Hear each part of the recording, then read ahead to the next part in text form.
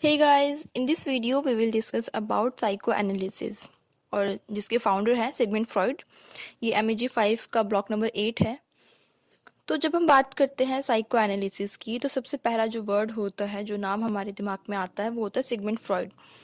वो इसलिए क्योंकि he was the father of psychoanalysis. इन्हें बोला जाता है कि इन्होंने ही साइकोएनालिसिस को स्टार्ट किया था। ये उसके फादर जो है कंसिडर किए जाते हैं। जो सिगमंड फ्रॉइड है, he was an Austrian neurologist. Austria के थे ये, ऑस्ट्रेलिया नहीं है, ये ऑस्ट्रिया है। और इन्हें साइकोएनालिसिस के फाउंडर बोला जाता है, फादर बोला जाता है। ही वॉज बॉर्न ऑन 6 मई 1856 में ऑस्ट्रियन एम्पायर में एंड डाइड ऑन, जब इनकी एज 83 थी, 23 सितंबर 1939 में यूनाइटेड किंगडम में।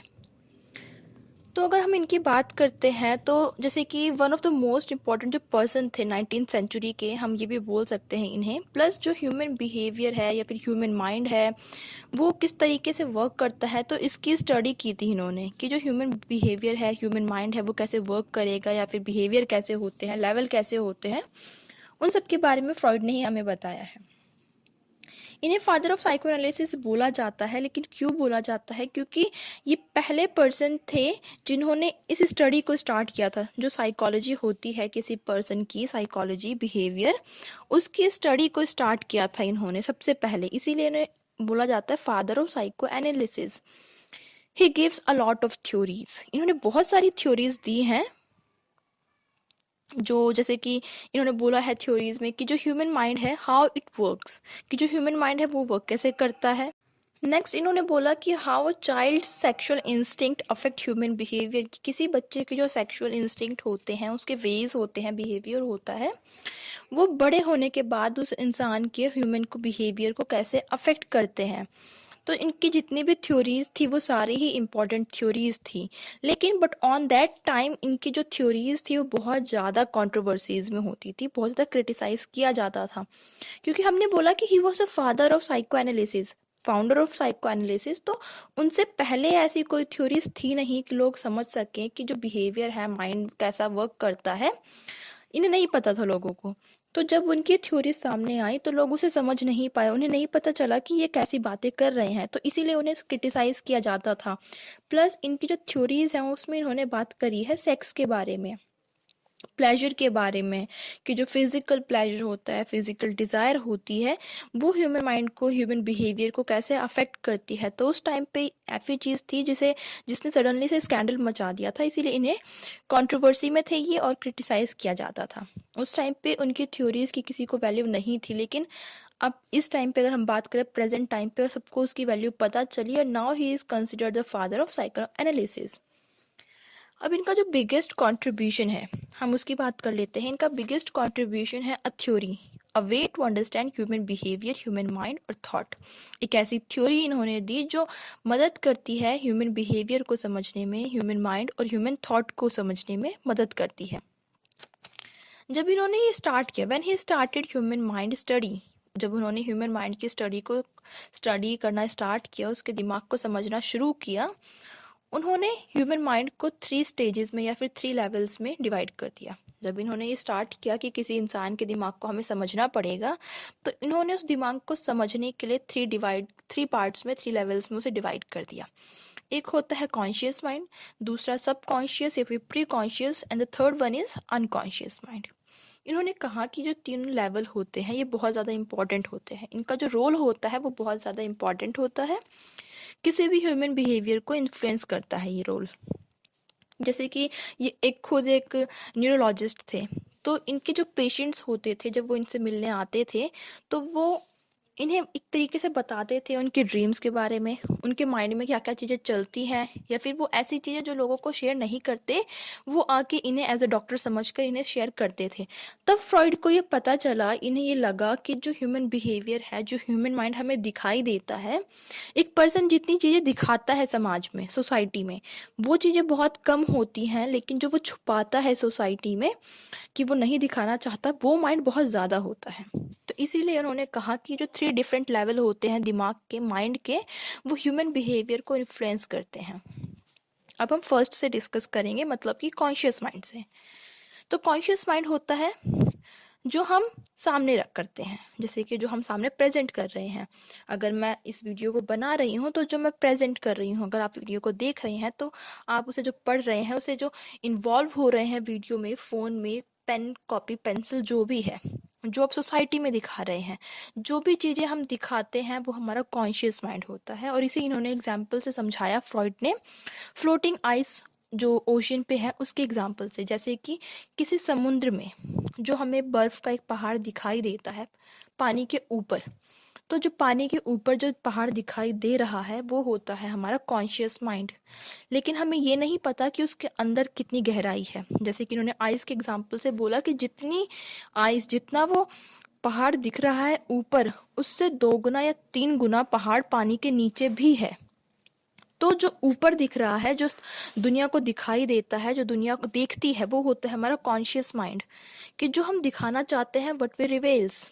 और जो हमारा नीचे होता है, जैसे कि सब कॉन्शियस, अनकॉन्शियस, वो नीचे होता है। तो फर्स्ट पार्ट में है जो हम दिखाते हैं सोसाइटी में, वो होता है कॉन्शियस माइंड, जिसे हम बोलते हैं प्री कॉन्शियस माइंड भी। तो जहाँ पर जो इमोशन है, जो हमारी मेमोरीज होती हैं, वो स्टोर हो जाती हैं, ये कॉन्शियस माइंड के नीचे आता है। जो कि हमारा डायग्राम है उसके नीचे, पानी के जो फ्लोटिंग एरिया है उसके नीचे आता है। इसमें ऐसी मेमोरीज होती है, ऐसे इमोशन होते हैं, फीलिंग्स होती हैं, जो चीज़ हम भूल जाते हैं। लेकिन जब हम उन पे थोड़ा सा स्ट्रेस देते हैं तो वो चीज़ें हमें याद आ जाती हैं। जैसे एग्ज़ाम में हम किसी आंसर को लिख रहे होते हैं, हम सडनली कोई चीज़ भूल जाते हैं, लेकिन थोड़ी देर बाद हम अगर अपने दिमाग पर जोर डालते हैं, उसमें उसको थोड़ा प्रेशर देते हैं, तब हमें वो चीज़ याद आ जाती है कि हाँ, हमने ये चीज़ पढ़ी थी। तो वो होता है हमारा सबकॉन्शियस माइंड, जहाँ पर ऐसी मेमोरीज स्टोर हो जाती हैं जो कि कभी कभी हम भूल जाते हैं, लेकिन जोर देने के बाद हमें वो चीज़ें याद आ जाती हैं। नेक्स्ट, अब थर्ड वन है अनकॉन्शियस माइंड। तो अनकॉन्शियस माइंड जो है वो लार्जेस्ट पार्ट होता है ह्यूमन माइंड का। जितना हमने ऊपर पढ़ा, फ्लोटिंग एरिया से ऊपर, फ्लोटिंग एरिया से नीचे, ये उन दोनों एरिया से बहुत ज़्यादा बड़ा होता है। जो हम दिखाते हैं, जो हम छुपाते हैं, उन दोनों में बहुत डिफरेंस है। तो ये वो पार्ट है माइंड का जो हम सोसाइटी पे छुपाते हैं, जो कि हम कंसील करते हैं, छुपाते हैं, व्हाट वी कंसील। इसमें होती है हमारी repressive memories, desire, emotion, feelings, ऐसी चीज़ें इसमें होती हैं जो कि हमें लगता है कि अगर हम सोसाइटी में बताएंगे सोसाइटी में तो वो टैबू हो सकती है, जो सोसाइटी एक्सेप्ट नहीं करती है। इसीलिए हम उन चीज़ों को छुपा लेते हैं, और वो जो चीज़ें हम छुपाते हैं हमें लगता है कि हमने उन्हें सप्रेस कर दिया है, और वो चीज़ें, वो डिज़ायर, वो मेमोरीज, वो फीलिंग्स हमारी जो होती हैं वो अनकॉन्शियस माइंड में जाके स्टोर हो जाती हैं। तो जैसे हमारी जो सेक्सुअल डिज़ायर भी जो है वो अनकॉन्शियस माइंड में ही रहती हैं, जो हम दबा कर रखते हैं। हमें किसी चीज़ को देखकर, जैसे हम कोई वीडियो क्लिप देख रहे हैं या फिर हमने कोई ऐसी चीज़ देखी, सेक्सुअल चीज़ है, तो जो हमारी फीलिंग्स होती है वो सडनली अराउज होने लग जाती हैं, लेकिन हम उसे दबा देते हैं कि सोसाइटी उससे अलाउ नहीं करेगी, सोसाइटी में वो चीज़ें टैबू हैं। और ऐसा नहीं है कि एक वीडियो देखने के बाद सिर्फ आपको वैसी फीलिंग हो रही है, वो हर एक यूथ के साथ है या फिर हर एक ह्यूमन बीइंग के साथ है, लेकिन हर एक पर्सन उसे दबा देता है, सप्रेस कर देता है। अब जो कॉन्शियस माइंड है और जो अनकॉन्शियस माइंड है, ये एक दूसरे से बहुत ज़्यादा दूर होते हैं। तो फ्रॉइड ने कहा ये सबसे ज़्यादा इम्पॉर्टेंट पार्ट होता है ह्यूमन माइंड का। सबकॉन्शियस माइंड, या फिर जो इन्होंने कहा प्री कॉन्शियस माइंड, ये सारी चीज़ें इन्होंने बताई ताकि ये अनकॉन्शियस माइंड तक पहुंच सके। वन बाय वन एक लेयर हटाई ताकि वो लास्ट लेयर पर पहुंच सके। तो इन्होंने कहा ही वॉन्ट्स टू स्टडी, कि इनका जो मेन फोकस था वो यही था कि वो अनकॉन्शियस माइंड को स्टडी करें। जैसे कि हमारी फिज़िकल जितनी भी डिज़ायर्स होती हैं, या फिर जैसी भी डिज़ायर होती हैं, फीलिंग्स होती हैं, फिज़िकल रिलेशन होता है, तो वो सारी चीज़ें हमें लगता है कि सोसाइटी एक्सेप्ट नहीं करेगी, सोसाइटी में वो चीज़ें नेगेटिव वे में देखी जाएंगी, तो हम उन्हें सप्रेस कर देते हैं। वो डिज़ायर जो कॉन्शियस माइंड से तो निकाल दी हमने, हमने सोचा कि ये चीज़ें जो सोसाइटी है वो उसे सही नहीं समझती, हमने निकाल दिया। लेकिन वो डिज़ायर जो हमने निकाली थी वो कहीं ना कहीं जाकर अनकॉन्शियस माइंड में स्टोर हो जाती है, रुक जाती है।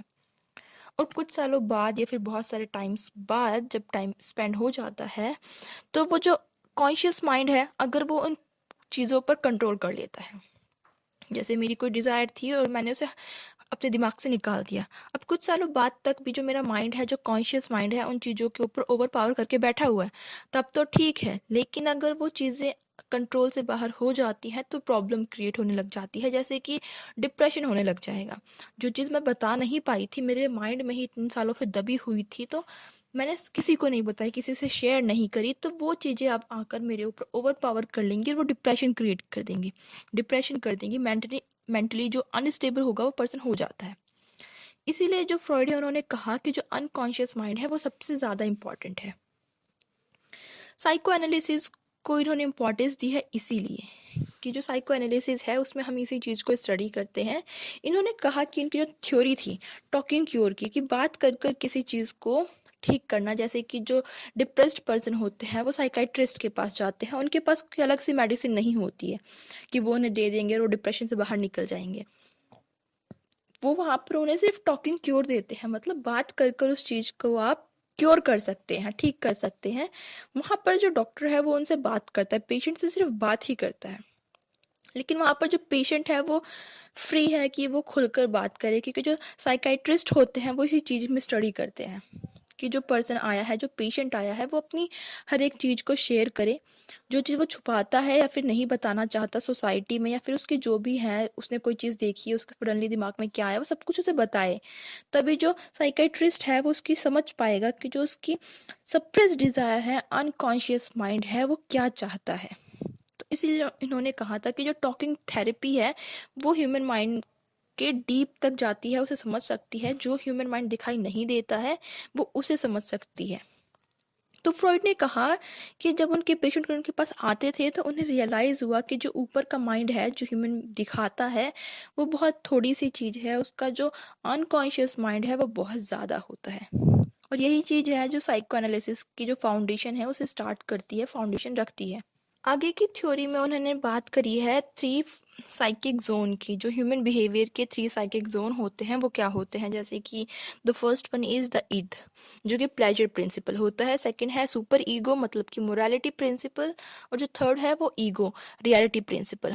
जो ईद होता है वो हमारा अनकॉन्शियस माइंड होता है, जैसे कि जो चीज़ें हम छुपा देते हैं या फिर नहीं दिखाते, टैबू समझते हैं, रिप्रेस कर देते हैं, ऐसे डिज़ायर्स, ऐसी चीज़ें, ये अनकॉन्शियस माइंड से कनेक्ट कर सकते हैं। कि ह्यूमन का जो बिहेवियर होता है वो इंस्टिंक्ट होता है, उसे प्लेजरेबल चीज़ चाहिए होती है, जो चीज़ उसे प्लेजर दे सके।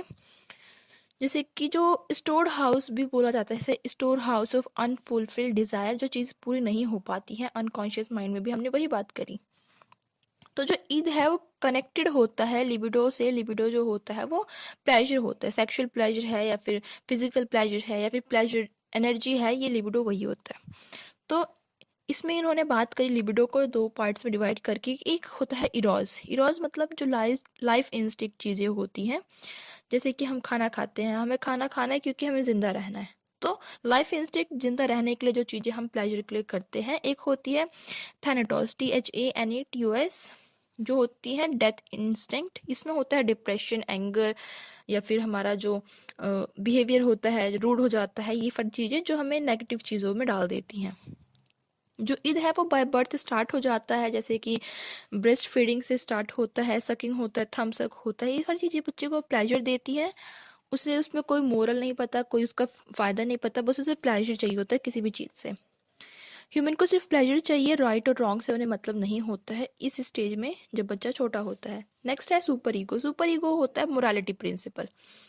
इसमें व्हाट इज़ रॉन्ग और राइट, ये चीज़ें इंपॉर्टेंस रखती हैं। हर स्टेप जो होता है, पर्सन जो बच्चा है या फिर कोई भी है, वो ह्यूमन का जो माइंड है, बिहेवियर है, ह्यूमन जो है वो अपनी इस स्टेज में, इस ईगो में, सुपर ईगो में, हर एक स्टेप को मोरालिटी पे देख कर चलता है। सब सोचता है सच बोलो, मतलब हर एक चीज़ें जो हैं वो मोरालिटी से होनी चाहिए। ट्रुथ करो या फिर ट्रुथ सीख कर हो। तो ये जो एज है ये 5 ईयर के बच्चों में डेवलप होने स्टार्ट हो जाती है। नेक्स्ट है द ईगो। ईगो होता है हमारा कॉन्शियस माइंड, जो दिखाता है कि हमें सोसाइटी में क्या दिखाना है, रियलिटी प्रिंसिपल। तो ये होता है सेल्फ अवेयरनेस का काम करता है कि हाँ, हमें जो दिखाना है सोसाइटी में, जो करना है। तो जो ईगो है वो मिडिल पाथ का काम करता है दोनों के बीच में, द ईद में, और जो सुपर ईगो है उसके में। जो ईद है वो बोलता है हमें सिर्फ प्लेजर चाहिए, हमें कुछ और से मतलब नहीं है, हमें सिर्फ प्लेजर चाहिए। सुपर ईगो बोलता है हर एक चीज़ जो है वो मोरालिटी से होनी चाहिए। तो दोनों के बीच में जो गैप है वो बहुत ज़्यादा हो जाता है। तो जो थर्ड जो जोन है, द ईगो है, ये ईगो काम करता है दोनों के बीच में एक पाथ का, मिडल पाथ का, एक ब्रेकर का, जो दोनों के बीच में कंपनसेशन करवाता है कि अगर ईद है वो कह रहा है उसे सिर्फ प्लेजर चाहिए, और जो सुपर ईगो है वो कह रहा है मोरल चाहिए। तो ये दोनों के बीच का एक रास्ता निकालता है जिसमें थोड़ा सा प्लेजर भी हो जाए और मोरालिटी भी बनी रहे। तो यहाँ पर जो इसकी थ्योरी थी साइकिक जोन की वो ख़त्म होती है, और नेक्स्ट वीडियो में हम कवर करेंगे चाइल्ड साइकोसेक्सुअल जोन को, जो इन्होंने बताया था, जैसे कि ओरल है, एनल है, फैलिक जोन है। इन सब के बारे में हम नेक्स्ट वीडियो में कवर करेंगे। आई रियली होप कि आपको वीडियो